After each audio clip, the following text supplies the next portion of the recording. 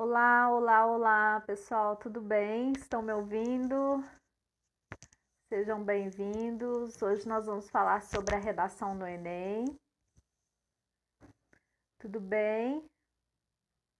Olá, olá.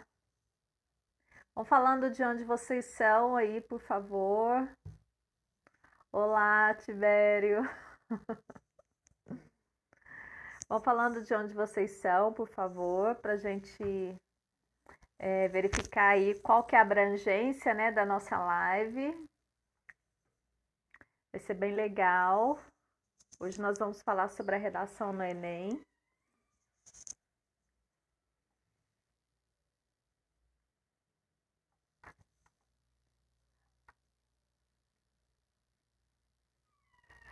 Tudo bem, pessoal? Sorocaba, olha que legal. BH, Brasília. Tiago, você mora em Brasília? Eu sempre achei que você morava em São Paulo.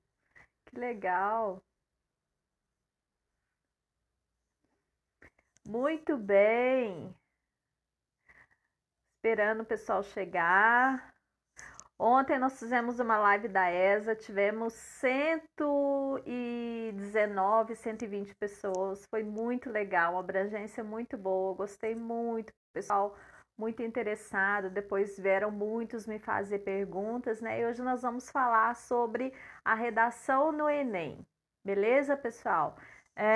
Só vou esperar dar mais uns 2 minutinhos, porque eu entrei adiantado aqui, né? Então, vou esperar. Varginha, arrasou.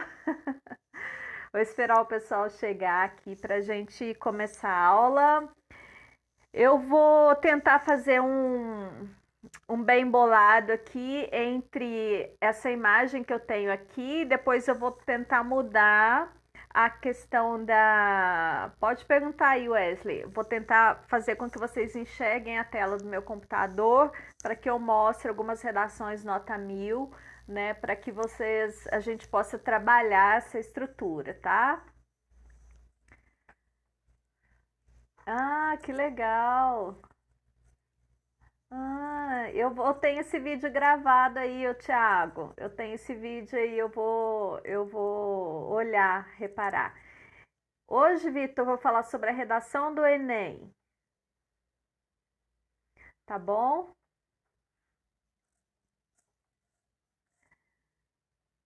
Olá, Rafael, seja bem-vindo.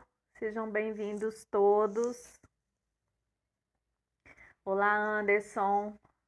Alex, seja bem-vindo todos. Qual a chance de uma pessoa errar a redação se ela colocar 3 desenvolvimentos na redação?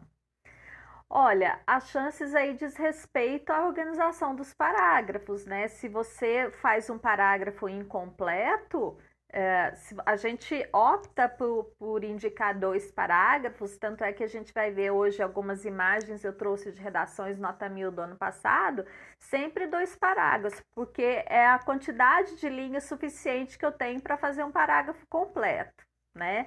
E daí, se eu preciso de mais espaço para fazer um parágrafo completo, e boa noite, Carlos. E aí eu opto por desenvolver 3 parágrafos, claro que eu vou ter 3 parágrafos incompletos ao invés de 2 completos, né? Então é isso que acontece. Por isso que a gente sempre opta e faz a sugestão por 2 parágrafos, que é a quantidade de linhas suficientes que a gente tem, o espaço que a gente tem para desenvolver um parágrafo interessante, um parágrafo completo, tá bom?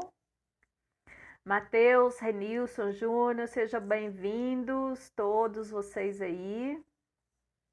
Bom, eu vou começar aqui então, vou falar um pouquinho sobre a redação no Enem, né? Ano passado, no último Enem, cujo tema foi a democratização do acesso ao cinema no Brasil, nós tivemos 53 notas 1000, né? E hoje eu vou mostrar para vocês algumas redações nota 1000 e vou mostrar para vocês qual é a estrutura que esses alunos seguem para que essa redação seja uma redação nota 1000, né? Eu digo para os meus alunos que existe um caminho que a gente vai seguindo, é como se fossem é como se fosse uma estrada que eu vou seguindo para obter essa nota 1000, né? E se eu não sigo essa estrada, se eu pulo passos, obviamente a minha redação vai ser falha, obviamente eu vou escrever coisas que não devem ser escritas e obviamente vou ficar às vezes enchendo linguiça, como a gente fala, tá?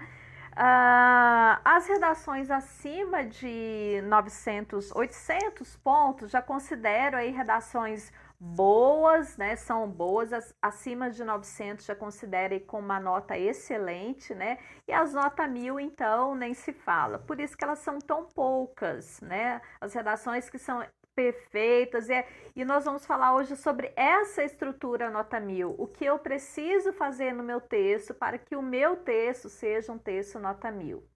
Bom, o Enem, galera, existe uma característica central para a redação do Enem. O Enem opta por uma redação que nós chamamos de redação circular. O que é a redação circular? Tudo que existe no meu texto que for mencionado ou na introdução ou nos desenvolvimentos, isso precisa ser retomado em alguma parte do meu texto, né? Muitos alunos, às vezes, ao apresentar o tema, começar a ler a redação, elas começam com um repertório, a maioria começa com um tipo de repertório.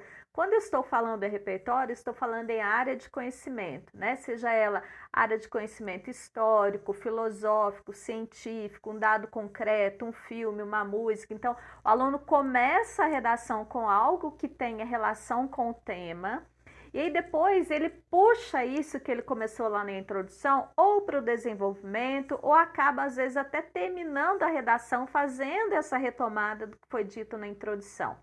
Então, essas idas e vindas de um texto, desse texto do Enem, produz essa característica que nós chamamos de texto circular.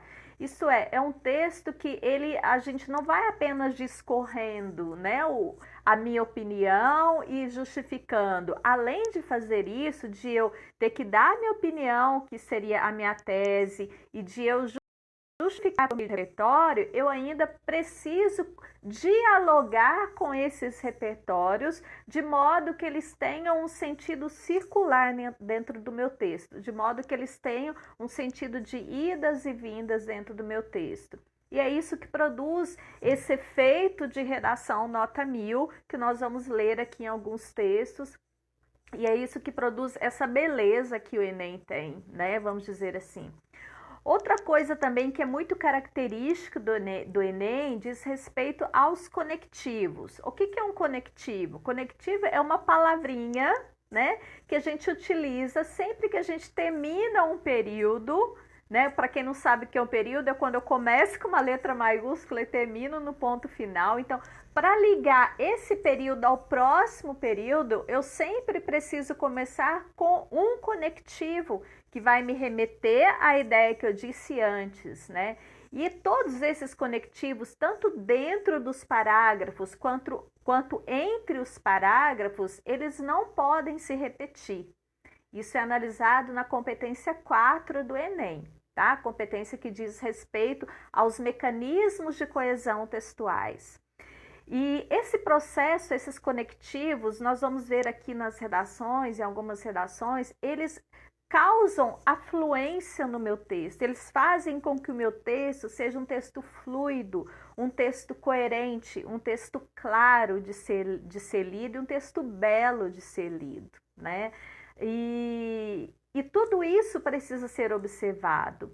Para que eu tenha essa característica circular do texto do Enem, é necessário que eu planeje meu texto antes, né? Então, o que eu vou escrever no parágrafo A, o que eu vou escrever no parágrafo 1, o que eu vou escrever na minha introdução, o que eu vou escrever no desenvolvimento 1, desenvolvimento 2, quem serão os meus agentes, como que eu vou resolver e toda a proposta de intervenção que nós também vamos falar. Então, é um texto que precisa ser devidamente planejado para que não ocorram erros e para que também a sua escrita não seja uma escrita falha, né, dentro do que você se propôs a escrever. E quando nós chegamos ali na minha proposta de intervenção, nós vamos verificar que a minha proposta de intervenção, se eu coloquei ali na minha introdução uma tese, que é um problema, Para justificar esse problema, eu coloquei 2 argumentos. Esses 2 argumentos precisam ser resolvidos. Então, lá na minha proposta de intervenção, eu preciso resolver os 2 parágrafos de desenvolvimento que vai dizer respeito aos problemas que eu tenho, né? Então, eu vou precisar ou de uma proposta de intervenção que retome as ideias dos 2 parágrafos e resolva eles simultaneamente, ou eu vou fazer uma proposta de intervenção para cada um desses parágrafos, né? Na maioria das redações nota 1000, nós observamos 2 propostas de intervenção dentro de um único parágrafo de desenvolvimento. Desculpa, dentro de um único parágrafo de conclusão. E para cada proposta de intervenção, nós precisamos elencar 5 elementos. Cada um deles vale 40 pontos na competência 5. Então, eu preciso elencar quem vai agir no meu problema, quem vai fazer o que essa pessoa vai fazer, como que isso vai ser feito, para que isso vai ser feito, e eu preciso detalhar um desses 4 elementos. Esse detalhamento, que seria o meu 5º elemento, seu corretor quer saber qual outra informação você pode trazer a respeito de uma das 4 perguntas que foram ditas anteriormente, tá? E aí o seu corretor, ele vai avaliar a competência 5 pelo número de elementos que existe na sua competência. Tá? Pelo número de elementos que existem lá respondendo os problemas que você abordou lá em cima. É assim que a gente avalia. A competência 2, eu já falei aqui da competência 5, eu falei da 4, que diz respeito aos mecanismos de coesão textuais, né? A competência 3 diz respeito ao projeto de texto, que é essa organização do meu texto, essas idas e vindas, essas retomadas do meu texto, diz respeito ao projeto de texto. E aí, se eu chego lá na minha proposta de intervenção, se eu não resolvo os 2 problemas que eu lancei, eu estou ferindo o meu projeto de texto, né? O seu corretor vai entender que o seu projeto de texto não foi um projeto de texto elaborado, ok? A competência 2 diz respeito ao repertório. E aí, quando nós chegamos nessa questão do repertório, nós vamos entrar no universo do conhecimento. E é onde muitas pessoas ficam estagnadas ali nos 120 pontos, que são aqueles pontos da galera mediana, né, vamos dizer assim. E nessa competência 2, nós avaliamos ali, por exemplo, se você copia trechos do texto motivador, se você baseia o seu processo argumentativo nos textos motivador, se você tem indícios de autoria ou se você escreve um texto totalmente, vamos dizer, distante do texto motivador. Na verdade, distante não no contexto de ideia, mas você não aproveitou nada do que tem ali. Na verdade, é isso que o seu corretor quer ver, né? Ele quer saber o que mais você sabe além do que está escrito no texto motivador. Nesse sentido, basear-se no texto motivador ou copiar informações do texto motivador vai deixar a sua nota ali na competência 2 na casa dos 120 pontos, tá? E isso não é legal, é uma nota mediana que a maioria da galera está, tá? Eu vou mostrar aqui alguns gráficos para vocês de Enems anteriores aí para vocês verem como que isso acontece. E a competência 1 diz respeito à parte gramatical, né? O seu corretor vai analisar ali na competência 1 o seu nível de formalidade ou informalidade, vai avaliar os erros que você possui referente à gramática, né? Referente ao processo de escrita, a pontuação, a colocação, a estrutura sintática de um texto. Então, tudo isso vai ser analisado na competência 1. Eu comecei de trás para frente, mas não tem problema. Só para vocês saberem o que existe em cada uma das competências, tá? Bom, pessoal, eu vou tentar trazê-los aqui para o meu computador agora e vamos ver se isso vai dar certo. Eu vou movimentar um pouquinho a câmera aqui. Só responder que o Ramon está perguntando, professora, se a banca pedir causas e consequências, eu tenho que fazer um parágrafo para cada? Sim, tem que fazer um parágrafo para causa e um parágrafo para consequência, tá bom? Então eu vou me movimentar aqui um pouquinho, pessoal. Vamos ver se isso vai dar certo. Vou virar a câmera aqui, tá? Só para a gente observar aqui a minha tela. Beleza. Então, vocês estão aqui enxergando a minha tela, né? Agora, aqui eu estou na parte que está aí as notas 1000 do Enem. Eu só vou colocar um suporte aqui no meu celular, que eu consigo conversar com vocês. Bom, beleza. Então, aqui, olha só, eu vou apresentar aqui, fazer isso aqui no processo de apresentação e a gente vai conversando, tá? Então, olha só, aqui eu trouxe para vocês as notas 1000 do Enem de 2014 a 2018, isso só na redação, tá? O ano passado, aqui nós tivemos 55 em 2018 e em 2019 nós tivemos 53, duas a menos, tá? Aqui é a média na redação, né? Para vocês verem que a maioria do pessoal fica aqui na casa dos 600 pontos. Isso não é uma média legal, né? É uma média que, vamos dizer, a maioria os medianos estão, né? Então, não é uma média que agrega valores, vamos dizer assim. A nota 1000. E aí, por que a maioria das pessoas não consegue, né? Ir para essa questão da nota 1000? Eu costumo dizer que a gente não dá aquilo que a gente não tem, né? Falta conhecimento para que as pessoas possam desenvolver um tema bem desenvolvido, né? Para isso é primordial que todos nós sustentemos as nossas ideias por meio de uma estratégia fundamental, que é a bagagem cultural. E essa bagagem cultural diz respeito aos repertórios, às áreas de conhecimento. Vocês vão ver nas redações nota 1000 quantos repertórios os alunos colocam. Tem redação que o aluno coloca 4 repertórios, né? E isso é bagagem cultural. Eu sempre coloco no meu Instagram algumas dicas de filme para argumentação, de música, né? E embaixo do filme eu vou assistindo, né? À medida que eu vou assistindo, eu vou anotando, esse filme cabe no contexto X, cabe no contexto Y. Então, olha só, por exemplo, esse Meu Nome é Rádio, a gente pode colocá-lo em temas que versem sobre a inclusão social, sobre desafios, preconceitos, solidariedade, empatia, né?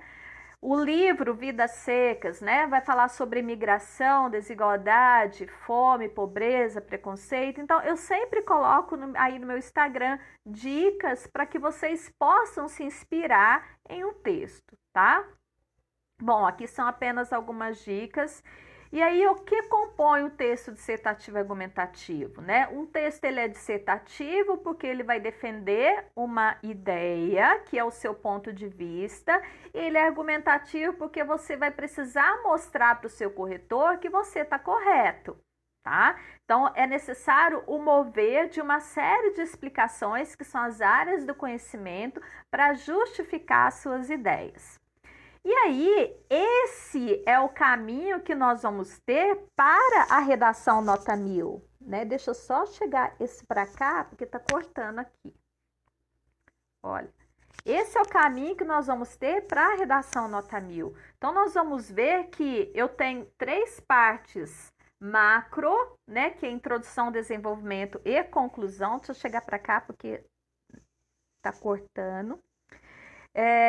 Nessas partes macro, eu vou dizer aqui que na minha introdução, por exemplo, eu vou ter que fazer em primeiro lugar a apresentação do tema, né? Depois eu vou ter que fazer a apresentação da tese, que é o meu ponto de vista. Essa apresentação do tema, ela pode ser feita de várias formas. Eu posso começar um tema com uma afirmação, eu posso começar um tema com uma citação, com um repertório histórico, com um filme, uma letra de música, com uma lei, com um dado concreto, desde que isso tenha relação com o meu tema. E aí, para eu trazer isso para minha tese, vocês vão ver que é preciso fazer com que essa apresentação do meu tema, ela converse com a minha tese, que é o meu ponto de vista. Seja no sentido de conformidade, quando você está de acordo com o tema, ou seja no sentido de discrepância, quando você não concorda com o tema. E aí, para chegar nos argumentos, nós vamos perguntar para a tese por que que isso acontece, por que que eu penso dessa maneira? Ah, por conta de A, que vai ser o desenvolvimento 1, e por conta de B, que vai ser o desenvolvimento 2. E quando eu chego aqui no meu parágrafo de desenvolvimento, eu vou abordar aqui os dois argumentos que eu coloquei, eu vou retomar isso, né? E para cada parágrafo de desenvolvimento, eu tenho 3 elementos, né? Eu tenho o tópico frasal, que é uma frase curta que nós vamos ver, que apresenta a ideia central desse parágrafo. Essa ideia central, ela tem que ter relação com isso daqui, né? Já que eu estou fazendo retomada. Eu vou apresentar um repertório que vai justificar essa ideia central e eu vou dizer para o meu corretor aqui qual que é a relação desse repertório com a ideia central. Eu vou explicar isso para o meu corretor, né? E isso também tem que estar em relação com o tema, tudo é em relação com o tema. E aí eu vou fazer essa estrutura 2 vezes, porque eu tenho 2 desenvolvimentos, que são os 2 argumentos que estão aqui, né? E quando eu chego na minha conclusão, eu vou aqui no primeiro período da conclusão, cada um desse aqui é um período, tá, gente? Então, para quem faz aí parágrafos muito curtos, ó, apresenta o tema, às vezes para apresentar o tema, eu vou utilizar mais de um período, a minha tese em um período, meus argumentos em um período. Aqui, tópico frasal, 1 período, repertório, 1 ou 2 períodos, a reflexão já é maior, vai de 2 a 3 períodos aqui. Quando eu chego aqui na conclusão, 1 período para retomar o que está aqui na minha introdução. Depois eu venho respondendo, né? Eu preciso responder 2 propostas para cada um dos desenvolvimentos. Isso aqui eu vou gastar um espaço legal, né? Então, quem vai fazer o quê, como, para quê? E eu vou detalhar um desses 4 elementos, tá? Essa é a estrutura de uma redação nota 1000. E eu vou mostrar essa estrutura para vocês agora em uma redação nota 1000, para vocês enxergarem isso comigo, para vocês verem que eu não estou contando mentira, para vocês verem que é esse o caminho para uma redação nota 1000. O que a gente vai perceber que vai flexibilizar algumas vezes, vai ser que às vezes o aluno ele faz uma reflexão, depois ele coloca o repertório, tá? Algumas redações isso acontece. Nisso daqui, agora no resto é tudo assim, né? E aqui embaixo também não precisa ser exatamente nessa ordem. Eu posso responder o para quê primeiro, depois eu respondo o quem, o que. Então, esse é o caminho. E aí nós vamos ver aqui, olha, que eu vou ter a minha introdução conversando com o meu desenvolvimento, né? E a minha conclusão, retomando a introdução e resolvendo os desenvolvimentos. Por isso que a gente fala que é um texto circular, porque o Enem, todas as partes do texto irão conversar entre si, irão dialogar entre si, né? E agora eu vou mostrar para vocês uma redação nota 1000 do ano passado, tá? Vou sair aqui, eu já tô com o meu arquivo aberto aqui. Eu peguei, galera, olha, essa aqui é a apostila, quem quiser baixar, do Lucas Felpe, tá? Ele fez aqui, ó, cartilha redação a 1000, ele fez do ano de 2018 e ele fez do ano de 2019.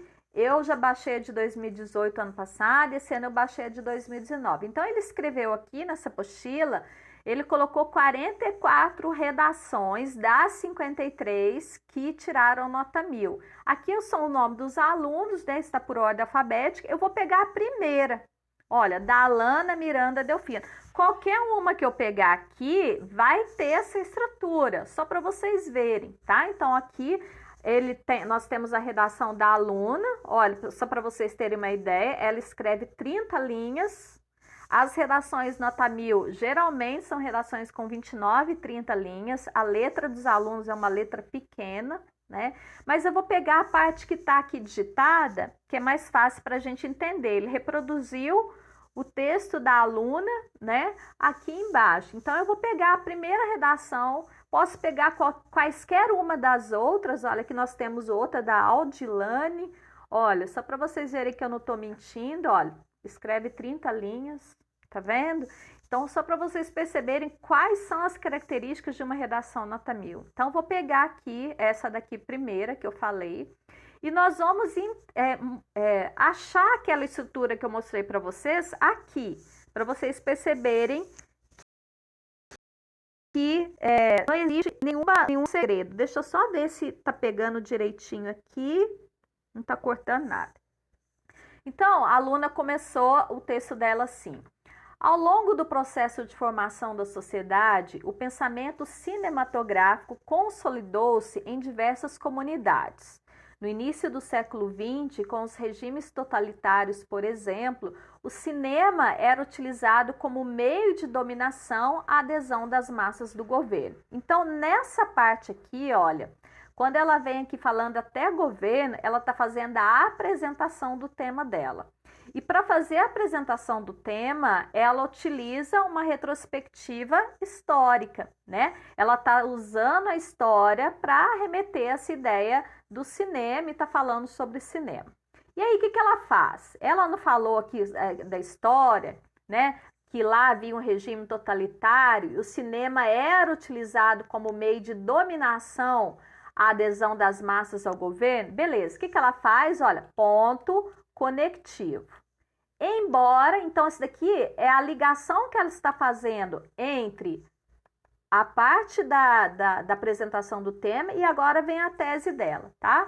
Então, embora o cinema tenha se popularizado posteriormente como entretenimento, nota-se na contemporaneidade, observe que ela falou lá de trás, né? E agora ela vem falando da contemporaneidade, a sua limitação social em virtude do discurso elitizado que o compõe e da falta de acesso por falta da população. Aqui na tese dela, ela já está apresentando os dois argumentos. Ela está falando que, embora o cinema tenha se popularizado, né, a gente percebe que existe uma limitação social. Essa é a tese dela, existe uma limitação social. Por que isso acontece? Por conta do discurso elitizado, que vai ser esse parágrafo aqui, e por conta da falta de acesso da população, que vai ser o próximo parágrafo, tá? E aí ela termina, né? Olha o conectivo, retomando ao período anterior, né? Essa visão negativa pode ser significativamente minimizada, desde que acompanhada da desconstrução coletiva, junto à redução do custo do ingresso para maior acessibilidade. Aqui ela vem meio que fazendo o anúncio de uma proposta de intervenção que ela também faz aqui embaixo, né? Então, observe que aqui na introdução tá tudo que vai ser dito no texto da garota. E aí a gente vai ver, né, agora as próximas partes. Então, olha, o primeiro parágrafo aqui de desenvolvimento vai falar sobre o discurso elitizado, tá? Que ela diz aqui. Aí ela utiliza, né, um conectivo para começar o parágrafo. Então, em primeira análise, é evidente que a herança ideológica da produção cinematográfica como recurso destinado às elites conservou-se na coletividade e perpetuou a exclusão de classes inferiores. Então, o que nós temos aqui? Tópico frasal, período curto, que apresenta a ideia central do parágrafo. A ideia central diz respeito à elite. Ponto conectivo.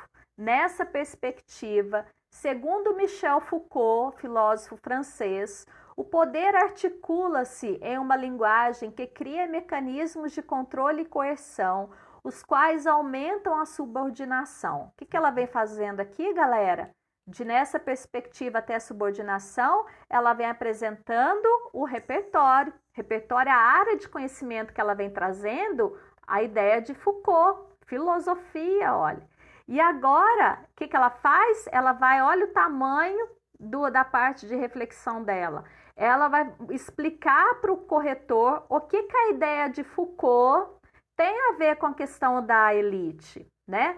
Conectivo, né? Terminou conectivo.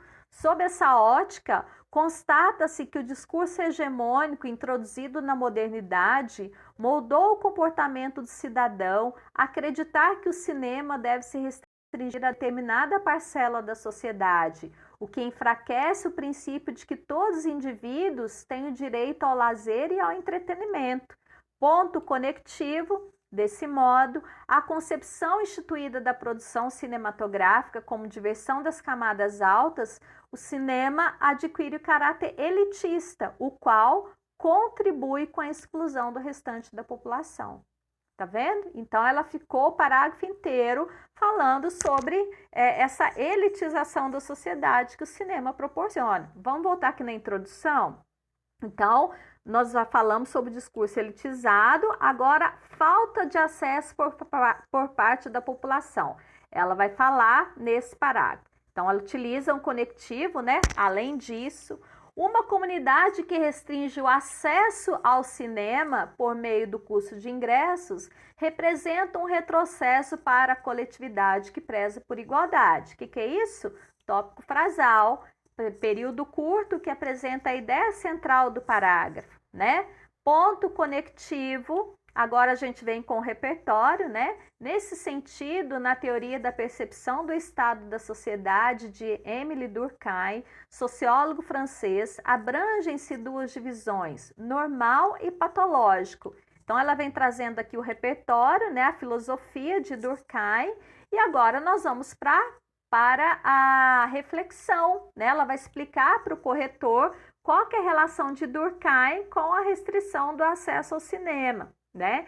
Seguindo essa linha de pensamento conectivo, né? Olha aqui, remetendo à ideia anterior, observa-se que um ambiente patológico em crise rompe com o seu desenvolvimento, visto que um sistema desigual não favorece o progresso coletivo. Ponto conectivo.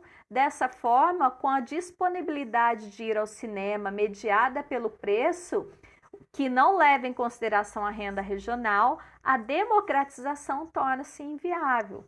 Tá vendo? Aí ela retoma também, além dela explicar isso, ela retoma o tema fala sobre a democratização do acesso ao cinema.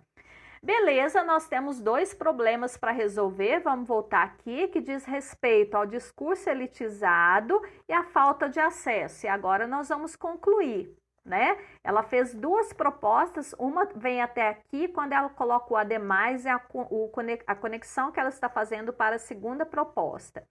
Então, ela diz assim na proposta, depreende-se, portanto, nós temos o conectivo, né?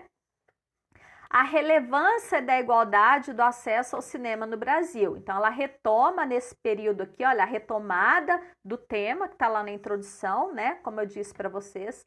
Para que isso ocorra, é necessário que o Estado, o Estado vai fazer o quê? Proporcione a redução coerente do custo de ingressos por região, junto à difusão da importância da produção cinematográfica no cotidiano, nos meios de comunicação. Isso aqui é um detalhamento que ela coloca, como por meio de anúncios, né? Para quê? A fim de colaborar com acesso igualitário.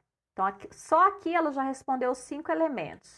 Aí ela coloca ponto conectivo, né? Ademais, a instituição educacional, né? Vai fazer o quê? Deve proporcionar aos indivíduos uma educação voltada à democratização coletiva do cinema, detalhamento, como entretenimento destinado às elites, como por intermédio de debates e palestras na área de ciências humanas, como forma de esclarecimento populacional. Para quê? Né? Aqui ela coloca conectivo, né? Assim, haverá um ambiente estável que colabore com a acessibilidade geral ao cinema no país. Então, observem que nós colocamos aqui, no caso, ela coloca duas propostas que atendem os dois desenvolvimentos, né? E tudo que ela disse aqui está ligado com as ideias que ela disse aqui em cima. Então, nós observamos que isso daqui é um texto que nós vamos chamar de texto circular. Eu vou mostrar aqui para vocês uma outra ideia, só para mostrar aqui que eu achei interessante. Essa aqui começa com a Constituição de 88 e ela termina, olha, falando da Carta Magna, que é o quê? Carta Magna é a Constituição, só para vocês verem que muitos alunos fazem isso, começa com a Constituição e termina com a Constituição, para não repetir a Constituição, né? Então, essas retomadas, essas idas e vindas, trazem a beleza para o meu texto. E é isso que eu queria que vocês entendessem. Então, só retomando aqui essa ideia, é essa a estrutura, é esse o caminho de uma redação nota 1000, não existe outro, né? Eu preciso entender que cada parte dessa daqui é um período que eu preciso escrever no mínimo, né? Como eu disse, a apresentação do tema, às vezes, nós vamos colocar em 2 períodos, a tese em 1 período, os argumentos em 1 ou 2 períodos, tópico frasal 1 período, repertório 1 período, reflexão de 2 a 3 períodos, retoma a tese 1 período, aqui eu vou utilizar um espaço maior para responder essas perguntas, às vezes 1 período, 2 períodos, e finalizo. Muitas vezes essa finalização, ela retoma o que foi colocado dentro do meu texto, né? Essa é uma estrutura nota 1000, e olha que legal, né? Eu vou voltar aqui para mim, só para a gente voltar a conversar um pouquinho, né? E eu queria saber o que vocês acharam dessa aula, se foi esclarecedor, se não foi, se vocês gostaram, se não gostaram, para que nós possamos repeti-la em eventos posteriores, né? Então, foi uma aula legal para vocês, vocês aprenderam, vocês entenderam o processo de uma escrita nota 1000, vocês observaram também que, nesse caso, a formalidade da escrita, né, ela é tudo. Então, eu não posso ficar escrevendo palavras oriundas da oralidade, né? Eu não posso ficar escrevendo palavras que só acontecem enquanto eu estou falando. Isso não existe. Eu preciso colocar informações, eu preciso ter uma seleção lexical que mostre para o meu corretor que eu tenho conhecimento vocabular grande e que eu tenho conhecimento de mundo grande também, né? É isso que o seu corretor quer saber, é isso que ele quer ver em você. Então, a redação do Enem, na verdade, não existem segredos, né, gente? O que existe é treino. Então, esse treino, ele precisa ser um treino constante. Então, você precisa redigir, seu professor precisa ver, para que ele adeque o seu texto às formalidades que o Enem exige, né? Porque não é qualquer texto. Vocês observaram que são 4 parágrafos, mas 4 parágrafos cheios, né? Não são parágrafos curtos, não são parágrafos com 3 linhas, né? São parágrafos que possuem uma estrutura muito bacana e uma estrutura completa. E é isso que eu queria passar para vocês nessa live de hoje, né? Existe um caminho que eu preciso percorrer. E esse caminho, ele foi explicitado aqui nessa redação que nós acabamos de ver aqui agora. E aí eu vou deixar essa live salva para quem quiser depois acompanhar na questão de pegar a estrutura e observar a estrutura, pegar outra redação do Enem. Se você digita lá no Google redação nota 1000 do Enem 2019, vai aparecer um monte para vocês. Vocês podem ler redação nota 1000. Eu já tive alunos que tiraram quase 1000, 960, 980, só lendo redação nota 1000, só observando redações nota 1000, vocês acreditam? Eles observavam tudo, observavam o uso dos conectivos, observavam as ideias, observavam a estrutura, só lendo redação nota 1000. Claro que tinha o professor que orientava, mas a leitura de um texto nota 1000, a compreensão e o entendimento ajuda bastante. Então, leiam redações nota 1000. É esse o caminho de sucesso, gente. Não existe outro, né? A gente precisa ler, nós precisamos formalizar, melhorar o que eu preciso melhorar. O professor, eu tenho dificuldade na pontuação. Beleza, corre atrás da sua dificuldade. Professor, eu não sei mexer com um repertório, eu não tenho ideia. Corre atrás do que você tem dificuldade. Leiam as redações, vejam quais são os repertórios que os alunos mais utilizam. Procure, assista vídeos. É só você que vai mudar a sua realidade. né? Nenhum professor vai fazer isso por você, é só você. Então, você tem que ser o seu melhor, você tem que ser a sua melhor versão, para que você possa chegar no Enem. E eu já tive olhando, inclusive, hoje eu estava olhando o presidente do INEP, né, dizendo que a partir do ano, esse ano nós teremos uma versão do Enem digital, e o ano que vem nós teremos 3 Enems, ele diz que não vai ficar mais esperando o ano inteiro para fazer Enem. Com o Enem digital, será possível fazer o Enem várias vezes no ano. Isso vai facilitar a vida de vocês, né? Claro que ninguém vai fazer Enem em casa, né, gente? Não existe nada disso. Vai ter um lugar próprio para se fazer Enem, vai ser numa escola, vigiado. É a mesma coisa do Enem, só que vai ser digital. E isso vai facilitar a vida de vocês, né? Em termos de eu vou ficar fazendo Enem a vida inteira, só no final do ano, uma vez por ano, não. Né? Isso vai facilitar a vida de todo mundo, mas a gente precisa treinar. Afinal de contas, o Enem é uma prova muito difícil, tanto na questão da redação, como vocês viram que é uma redação própria do Enem, né? Ela tem esse caráter circular, esse caráter bem mais formal, e também pela questão das questões objetivas, que além de ser difícil, é um teste de resistência, né? Fazer 90 questões por dia não é fácil, tá? Então, eu gostaria de deixar essa mensagem para vocês, mostrarem para vocês esse caminho aqui que a gente segue.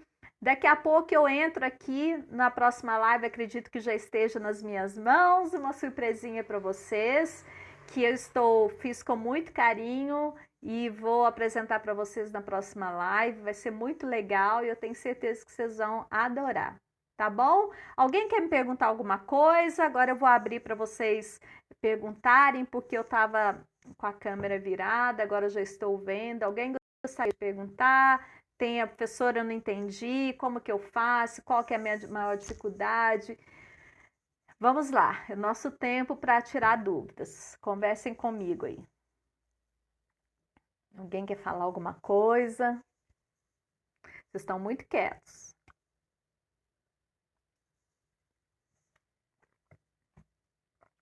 Não, gente? Tá todo mundo quieto demais, né? Então, olha só, eu vou encerrar a live, vou deixar salva para quem quiser assistir depois, tá? E havendo dúvidas, vocês podem entrar em contato comigo, podem entrar em contato pelo Instagram, pelo Facebook, pelo pelo nosso site lá, redaçãointeligente.com.br. Então, vocês podem entrar em contato onde vocês quiserem, que eu estou à disposição para atendê-los, tá bom? Um grande beijo, uma boa noite e um bom final de semana. Fiquem em casa, tá bom? Tchau, tchau.